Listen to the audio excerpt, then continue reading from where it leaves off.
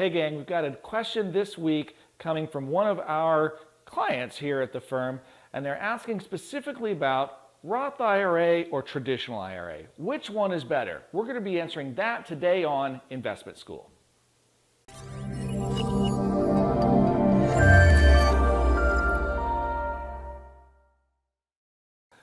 Okay, so we're filming this. It's still not quite tax deadline 2019, so it's not too late to benefit from this information for this previous tax year. So this previous, right? It's for tax year 2018, but really this should still be applicable. As always, confirm that the tax laws haven't changed since the date that this video was published. But what we're going to talk about today is the difference between Roth IRAs and traditional IRAs. Now, I need to tell you a little bit about how they work, and then tell you a little bit about how they are similar but also different, pros and cons of each. The trick on this one, and it's a little bit tough, is there's not necessarily a right or wrong decision when it comes to these, so it really is going to depend on your specific circumstances. Now, I want to take one other moment to mention this. This video is not intended to be specific personal advice. This is how does it work? Okay, so always vet this stuff with your own financial professional or tax advisor as well. But let's get into the good stuff, right? So first of all, an IRA is an individual retirement account.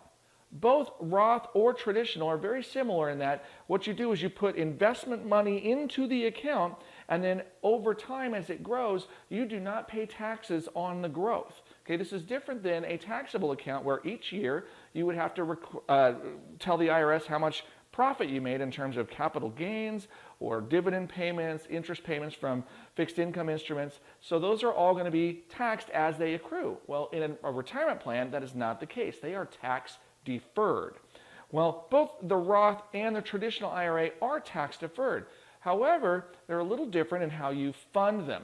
One of them is funded with money that you put in before you pay income taxes on it. The other is funded after you've paid income tax. And this is really important because the IRS has kind of a simple rule. They either tax you on the way in or they tax you on the way out, but they don't tax you twice on the same money, at least not typically. So the traditional IRA is what most people think of when they say, oh, I invested in an IRA and got a tax deduction. Well, what they did was put money into an IRA and then they used that to lower their taxable income. Now again, little asterisk here, it's going to depend on your specific personal circumstances to whether or not it's deductible, but for most people, an IRA contribution will lower your taxable income. And that's income taxable income, right? So the traditional IRA would then grow tax deferred, and then there's two dates that you need to know: the age of 59 and a half and the age of 70 and a half. The age of 59 and a half is when the IRS says you are now old enough to retire and you can now take money out of your retirement plan. Now, does this mean you can't take money out of the retirement plan earlier? No, you actually can, but you will receive a 10% tax penalty for early withdrawals unless you go through some really specific steps that we're not going to cover in this video.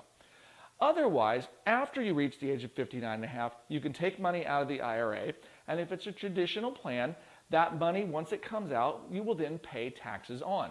As much as you take out is your taxable amount. Okay, so the other date I shared with you is age 70 and a half. Why is that important? Well, let's say you reach 59 and a half, but you don't want to take money out.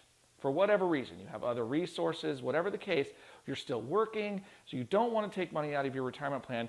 You don't have to, but at age 70 and a half, the IRS says, all right, I've had enough.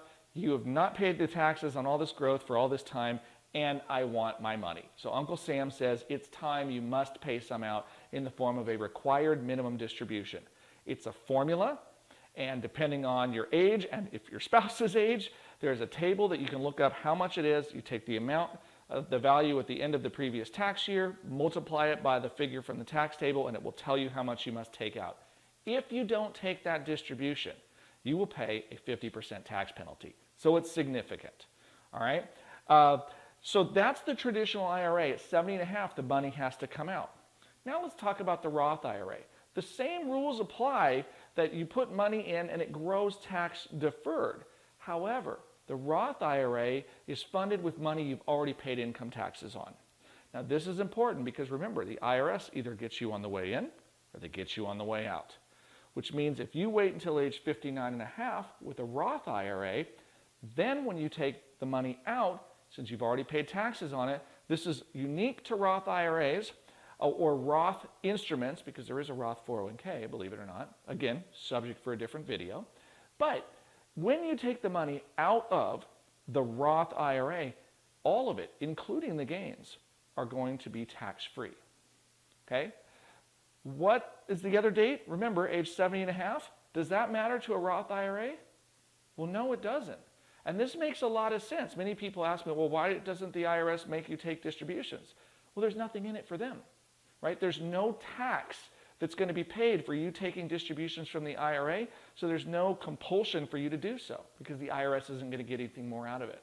So that date sort of goes away, all right? Now, why would you choose one over the other? Well, there are a couple of other features about Roth IRAs that are interesting.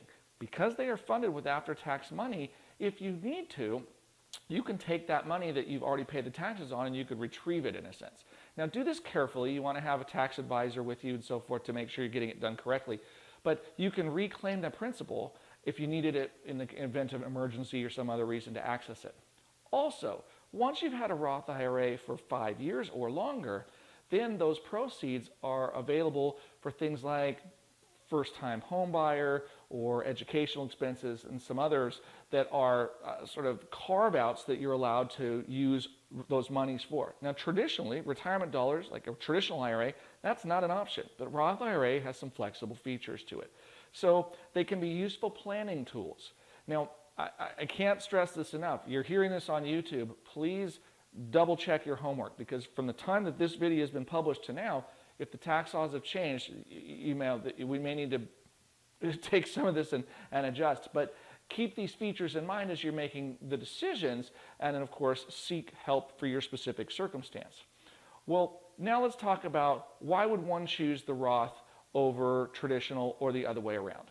Well, some of this has to do with how you view the future. Okay? In the future, do you think you will be in a higher tax bracket than you are today? If so, the Roth is an attractive vehicle to you because you're essentially getting to take money and defer it at a low tax rate, and then when you take it out, it becomes tax-free when I otherwise would have paid more taxes in the future. That's a pretty good deal, and that's pretty much financial planning 101 is let's be efficient with our money. Okay? But more than that, the IRA, if you think you're going to be in a higher tax bracket, that's great, but there are some other features. For example, when you are eventually gone, the heir that gets your money is not going to have the same tax circumstances as they would if they had a traditional IRA. They've got different tax choices. So there's some useful features in estate planning.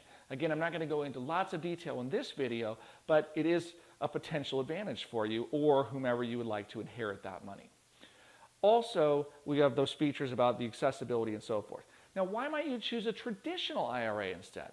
Well, you may, and in many cases this is the case, you may look at it and say, well, my current income level is at a higher tax rate than I anticipate in retirement. And that's because I'm going to have my house paid off or all my vehicles, so my expenses will be lower. I won't need as much to live on. And that's not uncommon. If that's the case, then maybe it's more beneficial to take the tax break up front. If you don't need some of those other features in between, then it's really just your personal strategy as to what makes the most sense. All right? But in the end, it's not that one is right or wrong, it's that they serve different purposes. Now, I like to think about how the future looks, and I'm just going to give you a little bit of editorial opinion for a moment. I see things in this country, in the United States, as likely getting more expensive, not less. I look at the way the government spends money, I look at the national debt circumstance, and I look at the programs that are being expanded, and I also look at some of the demographics that we're dealing with, things, and our entitlement programs, and I think it's hard to make a case that there'll be a significantly lower tax bracket in the future. And I also know that right now, depending on your income level, the tax rates can be fairly advantageous compared to where they've been in the past. So consider that and look at the condition of where things are going. It's the phrase, skate to where the puck is going, right? So think about where you anticipate your future needs being. And then finally, and this is another one, is I mentioned that the traditional IRA may or may not be deductible based on your income. Well, there is one more caveat. The Roth IRA does have income thresholds if you make more than a certain amount of income, and again, it depends on whether you're married or you are single, but you can phase out of eligibility for a Roth. So the more you make, the closer you get to that, the Roth may become a non-option. Interestingly enough, about this, usually if the Roth is not an option, you probably can't deduct your traditional IRA contributions from your income either. That's just one of those things that I'm not saying it's fun or good or bad. It may be frustrating, but it is what it is. So certainly seek your, work with a financial pro, or get online and look at the calculators to figure out where you're going to be on that one. But that's ultimately how you're going to make those decisions. You figure out what's going to give me the best long-term benefit, and then where do I think the puck is going. So I realize you probably came on here thinking, I want the answer. Do I get a Roth IRA or do I get a traditional IRA? And I think it's probably a disservice if somebody runs out there and just says, well, you always get the Roth IRA, or oh, you always do the other one. If I had to, I'd say I'm probably biased toward the Roth IRA because it has more flexible planning features to it. But again, your personal circumstance are going to be what dictates that. So hopefully this is useful information for you. As always, feel free to plug stuff into the comments. If you have additional questions, you can also email us. We've got go through our various social media environments. Just give us a call at 541-375-0898. That's the office line. We'd be delighted to help you.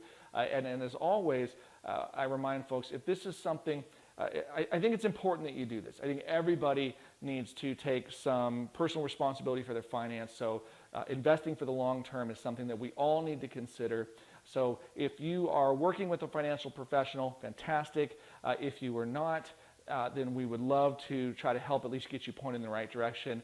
Regardless, whatever the case, just engage, right? So if you're not doing it through us, do it through somebody, because it's that important, all right? So until next time, thank you for tuning in. I know this video is a little longer, but it's a really important subject that I think we all need to get a handle on, and I hope you took some value from it. So thanks for tuning in. As always, until next time, this is David Littlejohn with Investment School.